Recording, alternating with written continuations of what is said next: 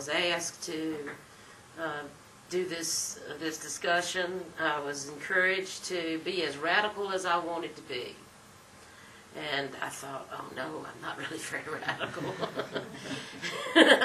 And I thought, how can I make it so? But I think the truth is very radical.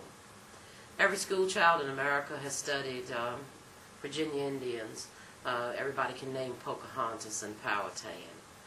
And the descendants of those first Americans, those Native Americans, those first contact people, are still not federally recognized.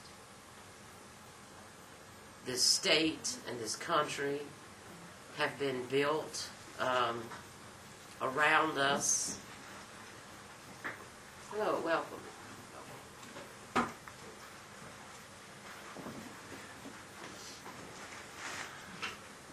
I'll go back. For you who just came in, my name is Sharon Bryant. I'm on the Tribal Council of the Monacan Indian Nation in Amherst County, Virginia.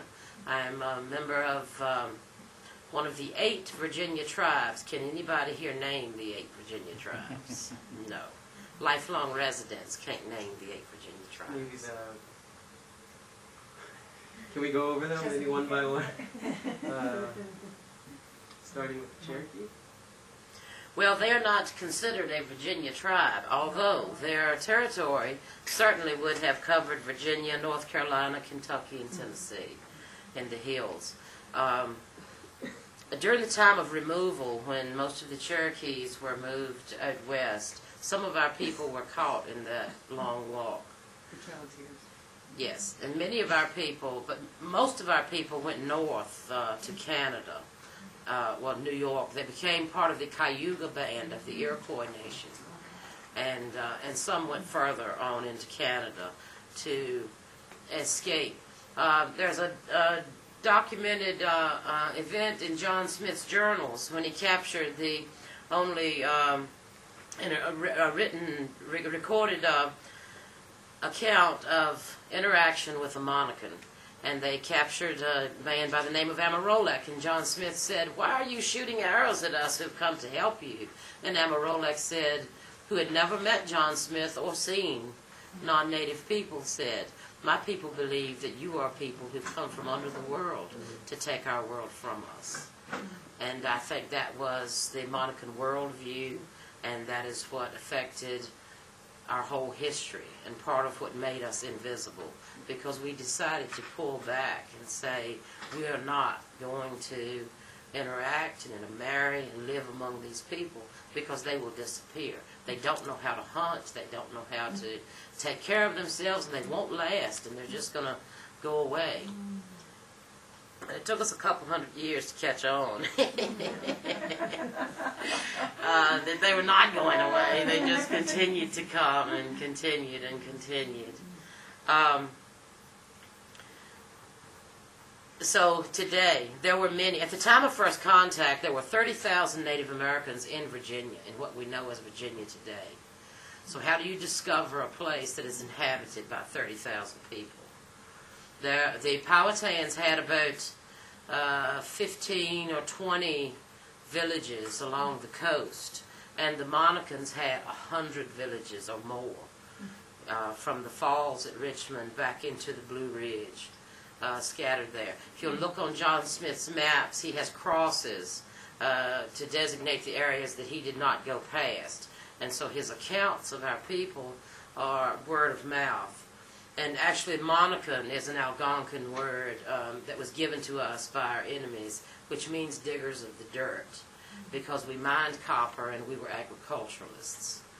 And so we dominated this region because we were agriculturalists. We had lots of food to trade, and we mined copper, which was a sacred item for all the people, and that was also a valuable trade item for us. You had a monopoly on it. We had a monopoly on it, yes, that's right. Before we understood what a monopoly was. So what are the names of the other tribes? Oh, okay. The Virginia tribe, the state-recognized Virginia tribes are the Mattaponi and the Upper Mattaponi, the Pamunkey, the Nansemond, the Monacan, the Chickahominy, the Eastern Chickahominy, and the Rappahannock. Now, as I said, there were 100 other tribes at the time. We have also those petitioning to become Virginia Indians are the Saponi, the Halawa Saponi, who are recognized in North Carolina, and who live across the border. They live on both sides, and they need. I also serve on the Virginia Council of Indians out of the governor's office in Richmond, and so to have a voice and representation, we have at-large members, and we invite them to come, and that's how you keep up with what's happening politically and as far as events are concerned in Virginia. The Saponi have a seat there, and we have a seat occupied by a man named Mitchell Bush, who is for all foreign Indians, which are non-Virginia Indians. All the foreign Indians. And then we have the Nottoway are petitioning for state recognition now. Now the Lumbee are also, but I believe they're going through North Carolina to do that. So, and they also live into some of the Virginia area, but I believe they're petitioning with North Carolina for their recognition. There was also Buffalo Ridge Cherokees from the Amherst County area who had petitioned for state recognition. The problem with them was that many of the names that they use are Monacan names, and much of the documentation and the history, which it all would have been intertwined at that time, you know, and I don't know how you separate it, and you know, but you have to present specific items to the state, to the recognition committee. We are Native American because we've always lived as a Native American community. Are you Jesse Johnson? I am. Come on in. Sorry to get started without you. That's all right. I'm sorry to be late. I'm Sharon Bryant. Nice to Sharon. meet you. Nice to meet you. Hello, sir. Well, I'll let you introduce yourself and talk. I just started talking, and told them about the 8 Virginia tribes. Okay. Well, continue on, please. All right. Well, and you are? I'm Jesse Johnson, and I'm of native blood as well as I've also I'm going to tell you about my work with the United Nations and Native American Registry in L.A. Among the screen actors and a few things like that. Excellent. So I've just been talking about us being invisible, how Native Americans in this country, and especially in Virginia, are invisible, silent people. That people and this state and this country has been built on our burial grounds, on our ancestral village sites, with no consideration for us, and no recognition as yet. As of today, there is no federal recognition for any Virginia tribe. Not Pocahontas' tribe, not Powhatan's tribe, and not the Siouan-speaking Monacan tribe. There's no federal recognition. And so I urge everyone, if you can go to a site called VITAL, which is the Virginia Indian Tribal Alliance for Life. You can go to their website, or you can go to the Monacan website, or any of the tribal names that I gave you. If you put those in Google, they'll take you right to the tribal website. We are in a fight for our life, for our recognition of our people by the federal government. It's easy to forget because if it's not your life, this is my life. These are my people. This is my history. This is my dream for the future of my people. And so I urge you to write your congressman. Every congressman will have to vote. We're trying to get recognition through an act of Congress instead of going through the cumbersome BIA process, which can take 200 years. And I don't have 200 years. So we're trying to speed up the process because we think it's long overdue. It is 2008, and what was it, 1607 when John Smith first came and met Powhatan and Pocahontas and all the Indians, and we're still not recognized. So urge your congressman, write to them, ask them where they stand and how they feel about it. Virginia doesn't even have a commission on Indians. What? We have a Virginia Council on Indians out of the governor's office, which I'm a part of, which it has no authority and no power, and is just an advisory board to the governor about Indian affairs. We've started an economic development committee through our tribe, and one of our contacts was with the Mushosh tribe of Alabama, and they are the Lower Creek, part of the Lower Creek. And we were surprised to find Alabama has a commission on Indians. I mean, they have, if you go to their website, they have, different categories you can go to for business development, for women's business, for events, for tribal sites, for history, for genealogy, and all those things are maintained on a state level, for the people, which I think is wonderful and admirable, and Virginia has nothing of that sort. There's no scholarship program, there's no housing program, there's no health program, and our people are disadvantaged because until 1968 we had to attend a little log cabin schoolhouse, and you could only go to the 7th or 8th grade. So that was all the opportunity of education that my mother and her sister and the people of their generation had. My generation is the first to be able to graduate high school and hopefully go on to college. The problem there becomes we are people who believe that we are in those mountains deliberately, that God placed us there, just like the rocks and the trees and the creeks, and we're all part of the pattern, and that you are rooted there. That's where our ancestors are buried. That's where we perform our rituals, our weddings, our funerals. Everything happens there.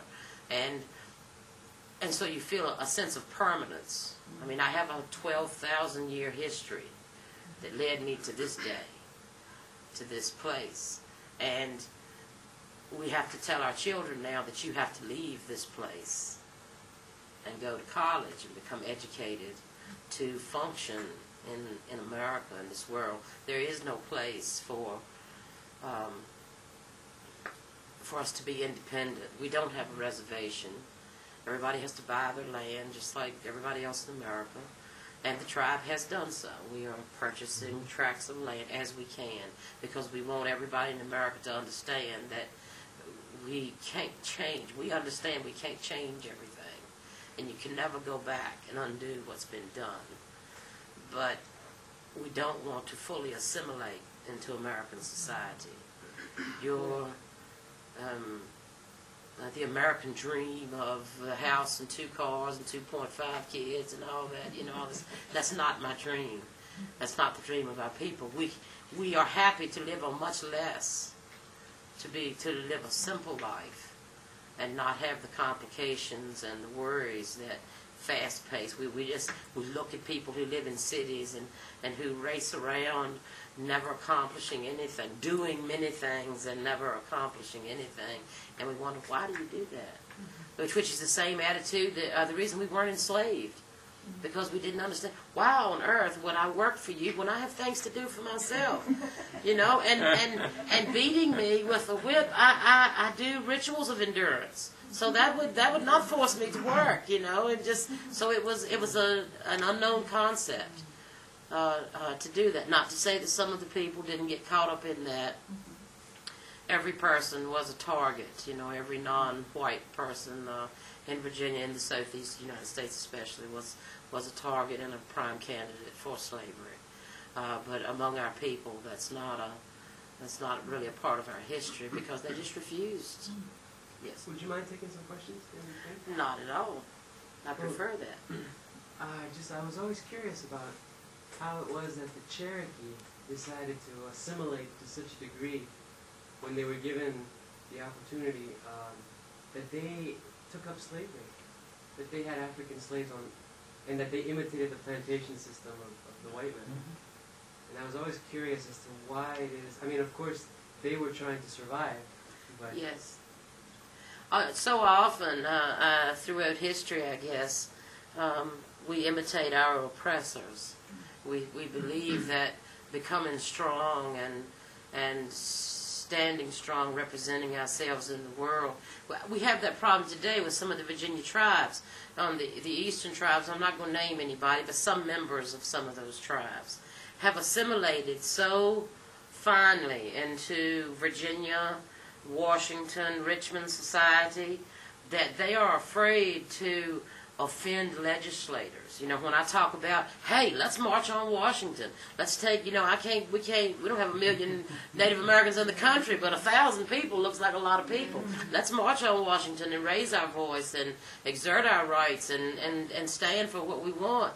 And, but we don't want to offend the legislators, they say, because many of them have government jobs, or someone in their family does, and so they have assimilated.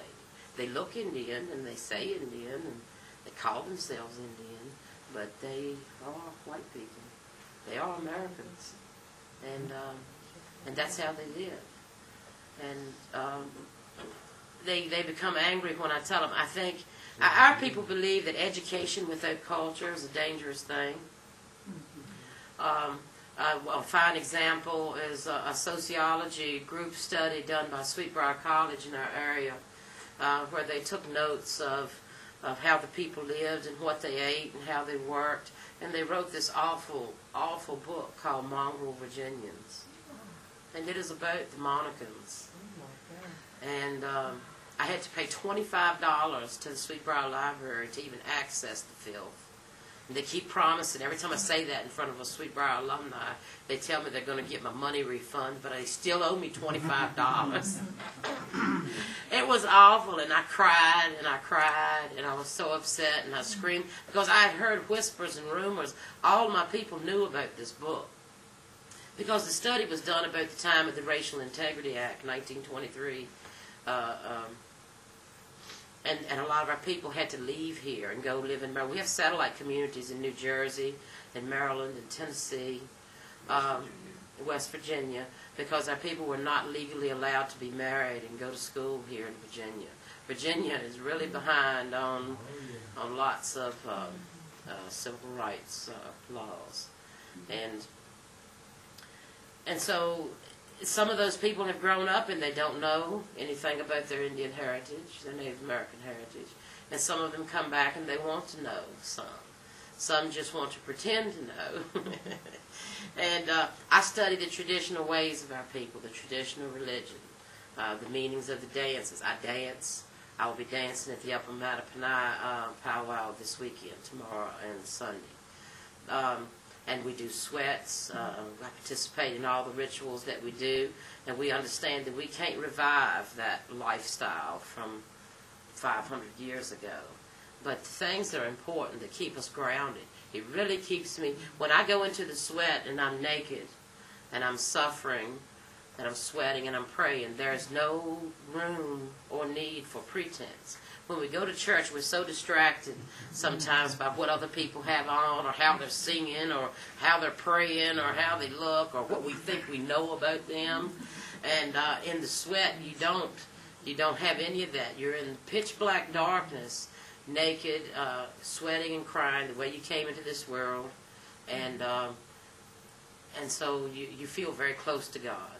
And I have a claustrophobic problem, so when I go into the small space, and once they close it up, I tell myself that I'm sitting in God's hand and the whole universe is around me, and that I'm not in that space, that I'm in God's universe. So that's the kind of I have to tell myself that. So it's a beautiful thought, and I don't get so, I don't hyperventilate and do all those things that can happen if I'm aware that I can just reach out on every side and touch somebody or something, the walls of that sweat. I like that concept. Yeah.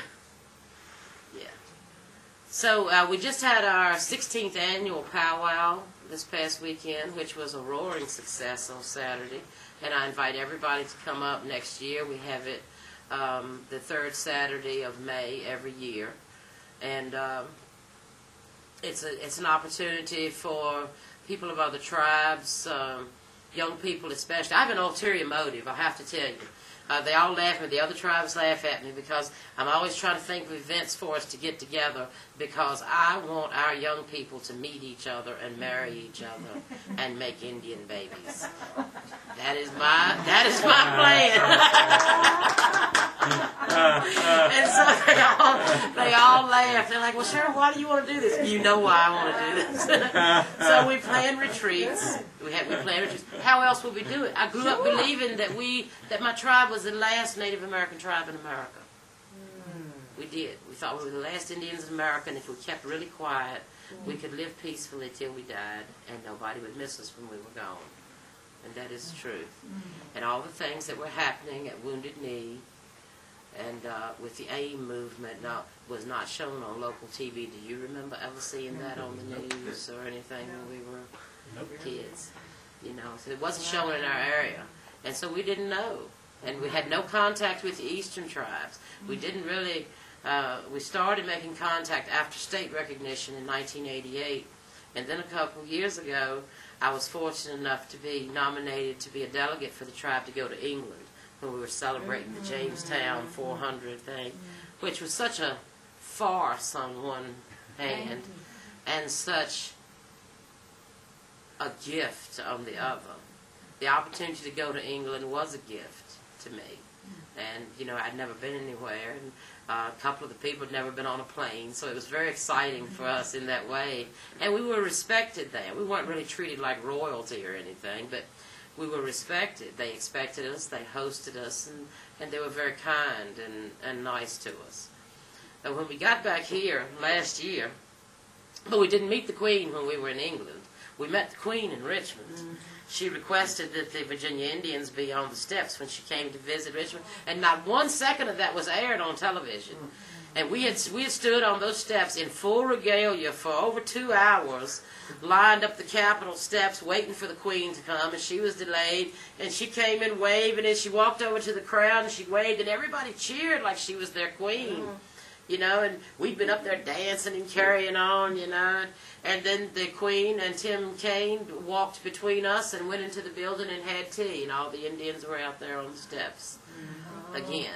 So Virginia trots us out when they want us to represent their Indian heritage and their Indian residents. But the rest of the time, they just want us to be really quiet and not make waves.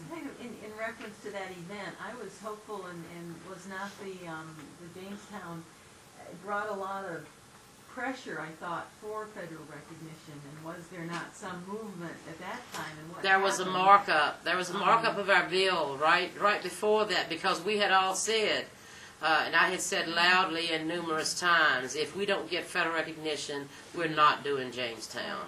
We are not going to keep parading out here. You know, the government is using us to do this. So they did a markup like the week before the Jamestown event. So we all went in really excited thinking, this is our time. You know, this is our time. And the president came and they made us all, the Secret Service made us all stay in the tents behind the stage. So we never saw the president. And then they made everybody stay where they were for so long after he left that by the time we came out to do our program, everybody had gotten up and gone. And we had practiced for a year the dances and the songs and the things that we had done. So it was just one more disappointment in a long line of disappointments. And so you don't let that get you down. You don't let it stop you from what your goal is. I want my people to be a sovereign nation, independent from the American government. Have you worked at all with Jim Webb since he's been elected? How is he? He recently came out in support of our bill. John Warner was the snag for that. If John Warner had been on board or would openly say that because in the beginning when we talked to him personally, he is very nice and in support of federal recognition.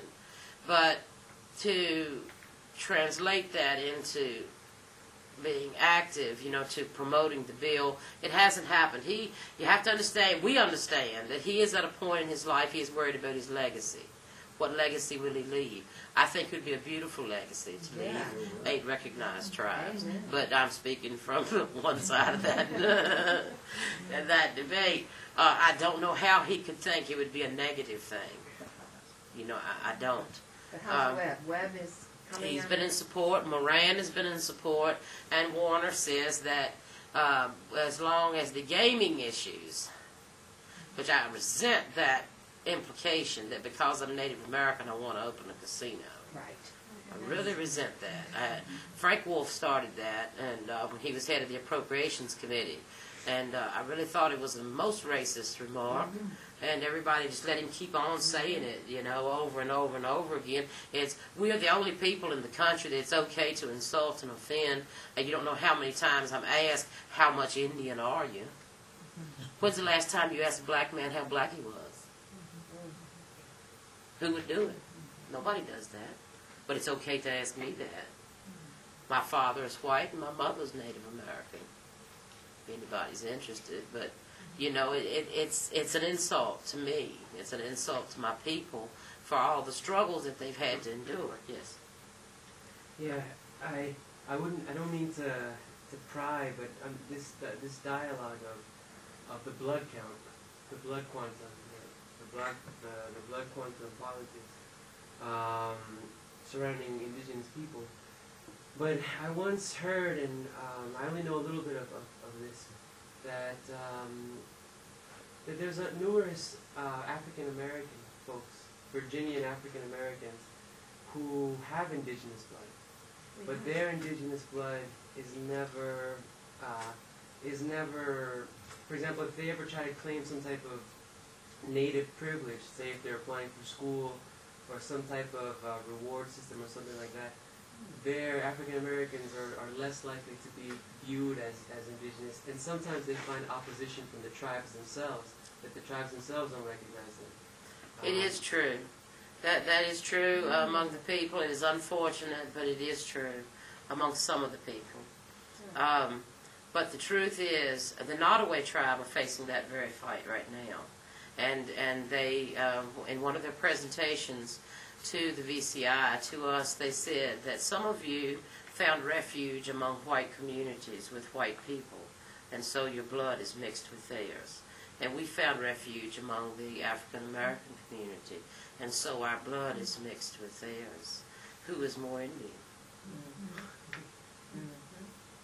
And, you know, as far as I'm concerned, we know one is more or less than the other. We have a problem with some of the Western Indians who always make comments. I have a friend who works in Charlottesville, and she always makes comments about how fair we are and how we don't look Indian and how we're different and all that. And my answer to her was that the Southwestern Indians have so intermarried with the Hispanics who've come from the south of them that it gives the appearance of being full blood, but is not always the truth. And that ended that conversation. But I really don't have any problem with anybody's mixed blood. My point is, we are all, America is a melting pot, and it happened to Native Americans as well. The only reason that many of us have full bloods or the people is because we were so isolated, physically, socially, economically, everything. I remember our people, we intermarried among each other, and my grandma made us keep track of our third cousins, everybody that we were related to up to the third cousin. She would make us remember who that were. We had, even if we didn't know them, we had to remember who those people were so that you didn't marry your third cousin. Of course, by the time I came around, all the cousins were gone, and there was nobody to marry. So there were no Native American guys my age in the tribe locally. Now, probably in Maryland or Tennessee or some of those places there would have been. So I'm really excited. I'm certainly beyond my childbearing time, but I'm excited about meeting all the eastern tribes and getting to know them better. That, to me, that is the most important thing that happened with the whole delegation to England trip, was that we had to have these meetings every month to coordinate the trip, the events, the dances, the songs, and all the things that we would do. And we formed friendships with those people because everybody that was there represented the leadership of their tribes. You know, it was the 5 to 10 players of the tribe, those people who are trying to make things happen. Tribal council, assistant chiefs, and all that. And so we all bonded while we were over there. And we sat, you know, it's so funny, the hotels in England were not air conditioned. When we were planning the trip, everybody had said that they would, except me, had said that they would stay with host families. But my name is Bear Woman, and you know bears snore, so I wanted a room. They offered us hotel rooms, and I took one. I'm like, yeah, I'll take one. So when we got there, it was humid and hot, and everybody was milling around, and they had told us that, you know, it was the hottest week they'd had in 15 years, of course, and most humid, and that most of the homes didn't have air conditioning. So everybody jumped on the hotel bus. Okay, so we get to the hotel, and you walk in the room, and there's a small window and a little standing fan, you know. Lord, if you could have seen our faces, we look. Because in America, even the poorest person has a higher expectation than a hotel room. And even the cheapest hotel has an air conditioner. And Americans, we have it so easy, even though we don't realize that. Even poor people in America have it easier than those outside. We always assume that other people are like us, and they're not. Mm-hmm. It's one of the reasons that we are loved or hated in the world, because people are not like us. We have so much, and we waste so much, and we take for granted so much, and we assume so much. So in good Indian fashion, we did not complain. We went into and stayed in the rooms, and we found the one air-conditioned place in the hotel where we could stay. For reasons of physical comfort, we spent all our evenings in the pub. And that's how we started telling our stories, over a few Carlsberg beers. And we found that we all, most of us had grown up poor, that almost everybody had a story of racism and prejudice to tell, that everybody had a dream and a vision for the people and where they wanted them to go, and that we were all there trying to hang on to these last meager scraps of our culture and our tradition. That's all we have today. When we gather them together, they look so meager. You know, they seem so meager. The little books, the few books and videos and things that we have accumulated from the 8 tribes, you know. And so we are desperately hanging on to our lives, to our history, to our ancestry. I want to share too that I just thinking about to me what's almost a hopeful sign in terms of tribes and nations, the Western, you know, different examples of identity and of resurgence and stability. Has that been a helpful to you in terms of, I think there's a much more consciousness of, first of all, the horrors that were just, I think last week they talked about Canada making an apology for the boarding school experience, and I would hope that some of that claiming identity amongst other tribes has been helpful to you, or is Virginia just so bad that... Well, Governor Kane, Tim Kaine, he apologized to the Native Americans. That didn't affect my life in any way, except that, you know, it's real nice of him to do that. Right, so what's really substantial? Yeah. Yeah, because right now we need substantial evidence of everybody's acceptance of us, and we need tangible help.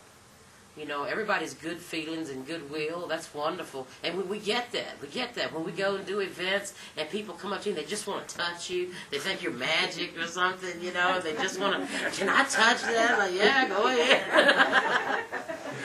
And a little boy in England, you know, he said, what is that? And I'm like, hair?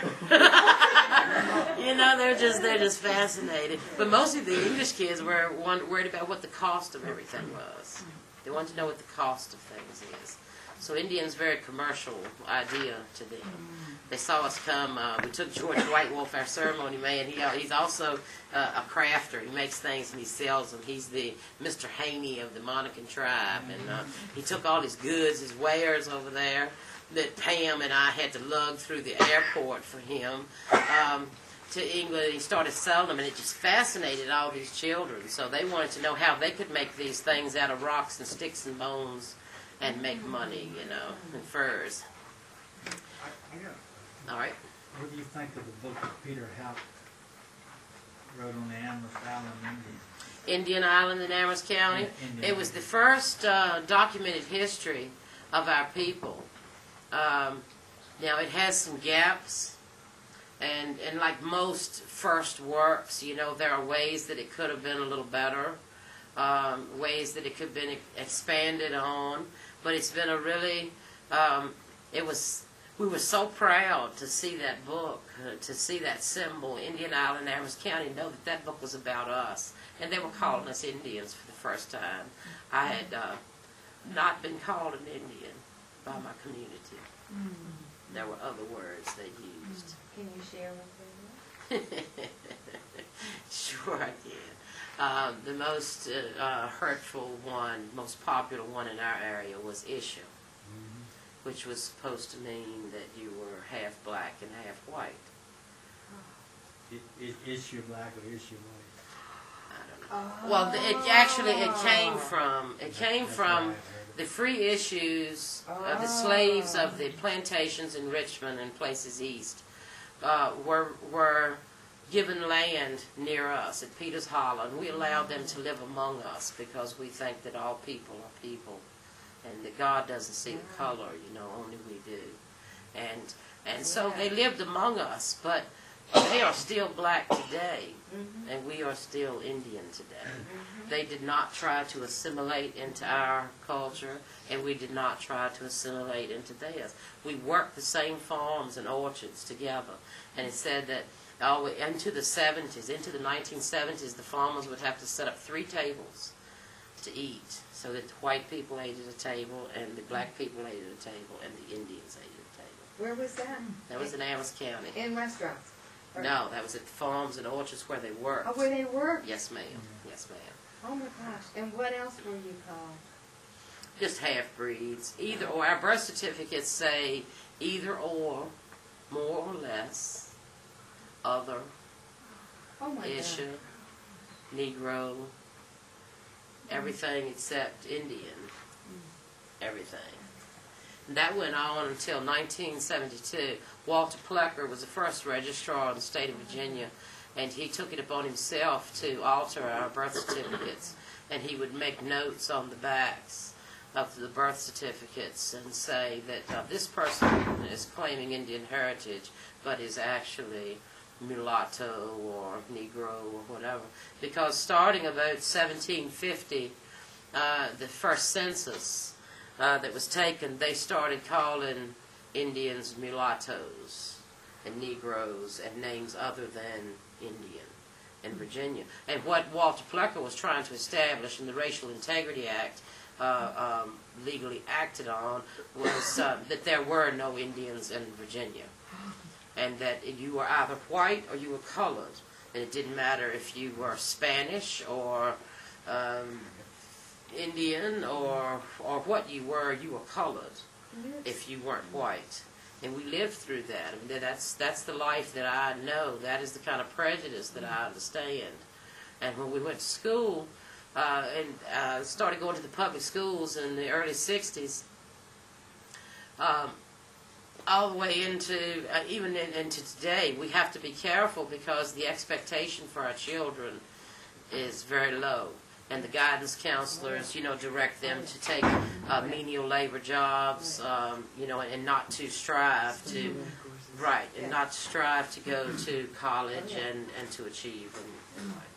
Do you think there's some deep, because they wouldn't say Indian or Native American, is because in way deep down somewhere they felt guilty or jealous? I think so. I think that most of the local people understood, ownership of land in America.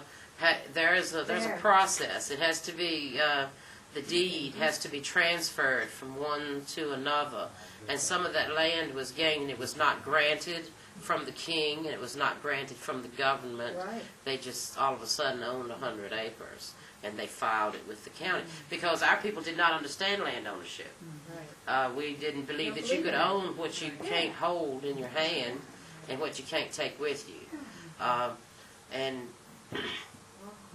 so a man named Edmund Branham bought 400 acres of our original land called the Bear Mountain Settlement in our area. And he tried to make a place for the scattered remnants of the Monacan people to live, to be safe, to have a place that wouldn't be invaded. Because the way it was, if you lived on the farm, on the farms that you worked, if whoever you were working for became angry with you and threw you off, then you and your family were homeless, and there was nowhere to go except to another family. When did Mr. Bryant do that? Mr. Branham. When was that? About 1750, I think, some early 1700s. But then our people didn't understand about taxes, see.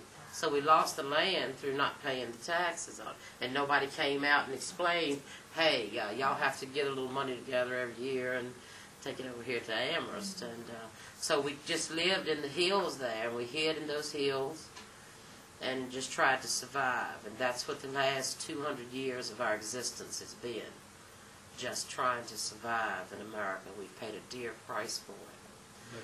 But hasn't the Monacan people reacquired this?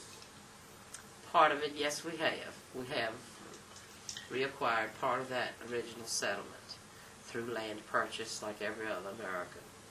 Now Sweetbriar College is negotiating with us to grant us 400 acres, more acres of that.